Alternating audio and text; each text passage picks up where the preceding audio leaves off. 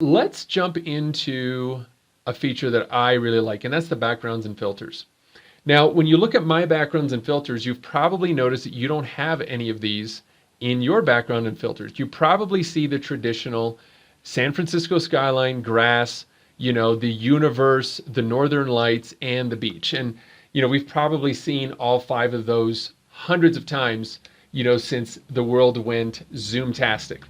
There is a really cool feature that they added, which is the blur feature. Now I'm actually going to give away my secret, what's behind me. I'm going to switch it over to blur just so you can see. What blur does, well, let me show you the difference. So none is none, right? None, basically no filters, nothing. But as you can see, I've got a green screen. And you can see my mic here. But if I turn on the blur feature, what it does is it will just focus on you. Now I highly, highly, highly recommend this blur feature if you've got a little bit of a messy background, if you're in an area that's not too professional and you're having your first or your second Zoom meeting, and you want to limit distractions. You'd be amazed, and look, I don't really need to tell you, you've probably been distracted on a couple of Zoom meetings too, right? You have a speaker, they show up, or you're trying to pay attention, and what are you and I doing? We're looking at everything that's going on around the speaker, right? It's extremely distracting. So if you don't have a green screen environment, definitely try blur out. It's just really professional. It kind of kills all the background noise. All right, now let's go back to none, and I want to turn this off for a second. I have a green screen. Because have you ever noticed how people choose a background and they have this little bit of a moire feature? So this is what I'm talking about here. Do you notice that when I'm moving my hands, I have this kind of moire look? And then it's even weirder if you've got kind of weird colors going on in the background, because what happens is, sometimes half of your face will go away, or if you've ever seen, let's say there's two of you on camera, I've seen this happen lots of times, it's a couple, let's say you're meeting with a couple and they got this filter on, or it's you and your business partner and you got your filter on, and what happens is, the head will disappear. And like, look, imagine if this was my business partner, look, there's actually a microphone here, but they disappear. So the way to get around that is to invest in a green screen. And a green screen is really cheap. You can actually buy one on Amazon for about $15. I'm actually going to go ahead and show you one right now. Okay, so here I am at Amazon, and I just wanted to show you a little bit of the variety of green screens you can use. You can get the dirt cheapest for 15 bucks, which is 6 by 9.5 feet. And hey, when I was traveling around quite a bit and when I was just getting started, I just used duct tape and I taped the green screen to the back, and it worked like a charm. As eventually I needed to get a little more sophisticated, I actually invested in something very similar to this, which is like a portable green screen. So you can pull it up. It's very nice and professional. You can tear it down. It's easy. It costs you about 40 bucks. But if you really want to get fancy, I call this the Queen Amidala chair. You can actually have a green screen that folds up and fits right on the back of your chair. How cool is that? And you just got to make sure that your camera lens doesn't pick up the edges so that people don't see that. But there's just so many options. And for the price of $15, it is definitely worth it to just pick one up. And if you're going to be doing a lot of presentations and you want to use a background with the best look, definitely invest in a green screen. Okay, so now that you have your green screen, you can actually use it to make much sharper pictures. So you'll go down here and click on I have a green screen. And then what you'll do is you'll click the pick the color icon, and then you'll pick an area that is fairly representative of how much green there is. And notice how no more moire, right? No more shadows, no more wobbles.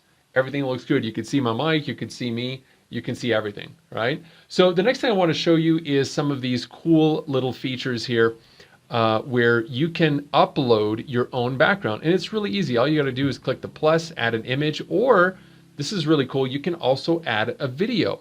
So what kind of video would you do? Well, you could do something like, for example, an office background, right? Where this might look like there's actually an office right behind me.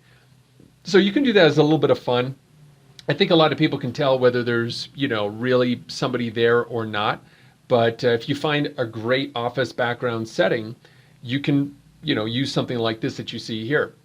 If you're looking for some great office background videos that you can download and use, I love a website called Storyblocks. Storyblocks has thousands, actually no wait, they have tens of thousands of videos that you can use, and for one low monthly price, you can just download them and use them in anything you do creatively. And of course, you can mix it up. You can do, darker backgrounds. You could do fun backgrounds like my man, the Mandalorian, and of course, Baby Yoda. Always got to have one of those on hand. But that's some of the different features that you can use. Now, if you want, we can actually dive in. So let's just change it, let's say to generic blue.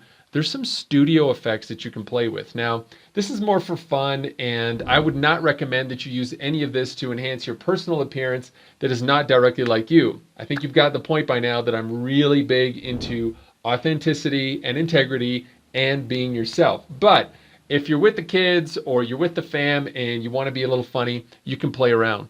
Now, I already got some pretty big Eugene Levy style eyebrows, and I probably would not want to make mine even darker, but you notice here when I do that, so here's my normal eyebrow, my Eugene Levy's, all right?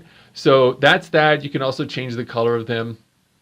They've got some of these mustache and beard features, so if I've ever wanted to know what I look like with kind of these weird mustaches, this is what I look like, with a goatee, with kind of a half goatee.